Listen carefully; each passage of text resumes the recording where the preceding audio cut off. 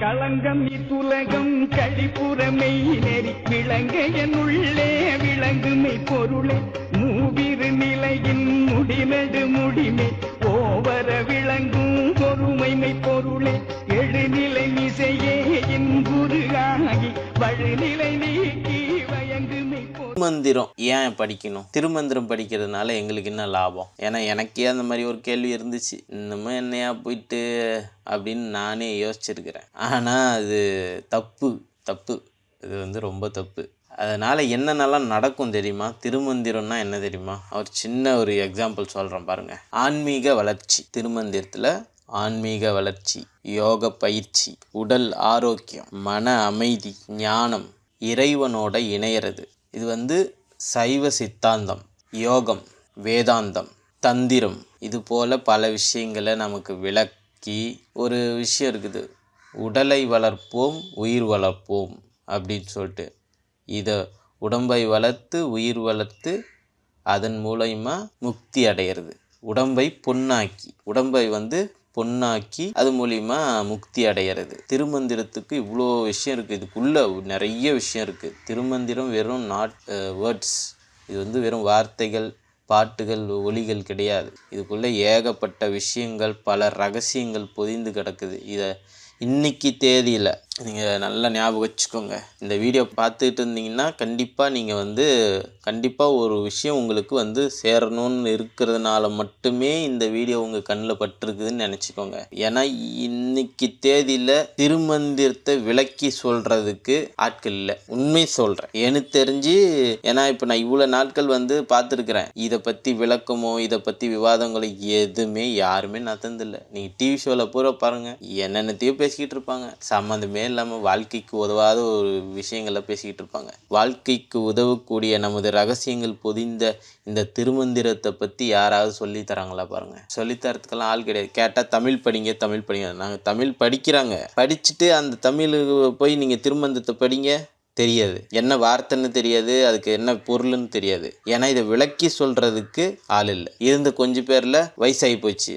கொஞ்சம் பேருக்கு 90 வயசாகிடுச்சு, 80 வயசாகிடுச்சு, தள்ளாடுறாங்க, பேசவே கஷ்டப்படுறாங்க. அந்த மாதிரி வயசில் தான் இருக்கிறாங்க. ஆனால் ஆசான் ஹீலர் பழனிசாமி ஐயா அவர்கள் இதுக்காக பல வருடங்கள் அவர் பயணம் பண்ணியிருக்கிறாரு.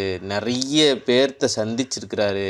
பழைய ஓலைச்சுவடிகளை எடுத்து ஆராய்ஞ்சிருக்கிறாரு. தொல்லியல் துறையில் இருந்தவங்க கிட்டையெல்லாம் பேசி அவங்கக்கிட்ட இருந்து அதனோட விளக்கங்களை கேட்டு இதுக்காக அவரோட வாழ்க்கையை அர்ப்பணித்த ஒருத்தர் நம் வாழும் காலத்தில் நமக்கு ஆசானாக கிடைச்சிருக்கிறாரு. அவர்கிட்ட இந்த திருமந்திர வகுப்புன்னு ஒன்று இருக்குது. இப்போ நான் சொன்னேன் இல்லைங்களா, உடம்பை வளர்ப்போம், உயிர் வளர்ப்போம், உடம்பை பொன்னாக்கி முக்தி அடைவதே திருமந்திரத்தினுடைய ஆற்றல். இது உண்மை. நீங்கள் கூகுளில் அடித்து பார்த்தீங்கன்னா கூட இதுதான் சொல்லும். நீங்கள் இது விளக்கி சொல்கிறதுக்கு இன்றைக்கி தேதியில் ஆள் கிடையாதுப்பா. நீங்கள் எங்கே போனாலும் சரி, மேபி இருக்கலான்னு நீங்கள் கேள்விப்படலாம், பார்க்கலாம். ஆனால் அவங்களாம் உண்மையாக தான் சொல்கிறாங்களா பொய் சொல்கிறாங்களான்னு நமக்கு தெரியாது. ஏன்னா அது வார்த்தைக்கு நமக்கு உண்மையாக பொருள் என்னன்னு தெரியாது. ஆனால் ஆசானை பற்றி நீங்கள் என்ன தேடி போய் பாருங்கள். அவர் எவ்வளோ பேர்த்துக்கிட்ட பேசியிருக்கிறாரு, எவ்வளோ பேர் அவருடைய பழக்கப்பட்ட ஆட்களோட லிஸ்டெல்லாம் வச்சு பாருங்க. நீங்களே போய் இப்போ ஆராய்ஞ்சு பார்த்தீங்கன்னா தெரியும். எவ்வளோ குருமார்கள், எவ்வளோ பேர் அவர் சந்திச்சிருக்கிறாரு, எந்த வருஷத்துலேருந்து இந்த வருஷம் வரைக்கும் இந்த பயணத்தில் இருக்கிறாருன்றது உங்களுக்கு பார்த்தா தெரியும். எப்பயுமே அதிகமாக பேரை சந்தித்து அதிக பயணத்து ஒரே விஷயத்துக்காக அதிக பயணம் பண்ணுறவங்களோட ஆற்றல்ன்றது வேறு. புரூஸ்லி கூட சொல்லுவார், 1000 விஷயங்களை பண்ணுறேன் அப்படின்றவனை பார்த்து நான் பயப்பட மாட்டேன், ஆனால் ஒரே விஷயத்த 1000 தடவை பயிற்சி பண்ணுறவனை கண்டிப்பாக பார்த்தோன்னா நான் பயப்படுவேன் அப்படி சொல்லுவார். ஸோ நமது ஆசான்லாம் அப்படி தான். இதுக்காகவே வாழ்க்கையை அர்ப்பணித்தவர். இதே விஷயத்துக்காக பல பயணங்களும் மேற்கொண்டவர். மருத்துவம், அவர் வாழ்க்கையே இதுதான். வாழ்வியல், மருத்துவம், சித்த மருத்துவம், இதே தான் அவரோட வாழ்க்கையே. அப்படி தான் இருக்குது. ஸோ அப்படின்றபோது நீங்கள் அவர்கிட்ட எது ஃபிங்கர் டிப்ஸில் வச்சுருப்பாருப்பா. நீ உனக்கு வாழ்க்கையில் ஒரு சந்தேகம், இல்லை ஒரு உடம்புல ஒரு பிரச்சனை, இல்லை எனக்கு இப்படி இருக்குது அப்படின்னு இதெல்லாம் கூட விட்டுருங்க.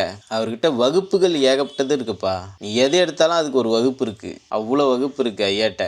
நீங்கள் சித்த மருத்துவம் படிக்கணும், வர்மம் படிக்கணும் அப்படின்னு வந்துட்டாலே, யோகா அப்படின்ட்டாலே திருமந்திரம் தெரிஞ்சிருக்கணும். திருமந்திரம் தெரிஞ்சிருந்தா இது அத்தனையும் உங்களுக்கு புரியும், மனசில் பதியும். திருமந்திரம் தெரியல அப்படின்னா கஷ்டம். அதுக்கு ஒரு வழி இருக்குது. ஆசான்கிட்ட நீங்கள் படிச்சீங்கன்னா முடியும்.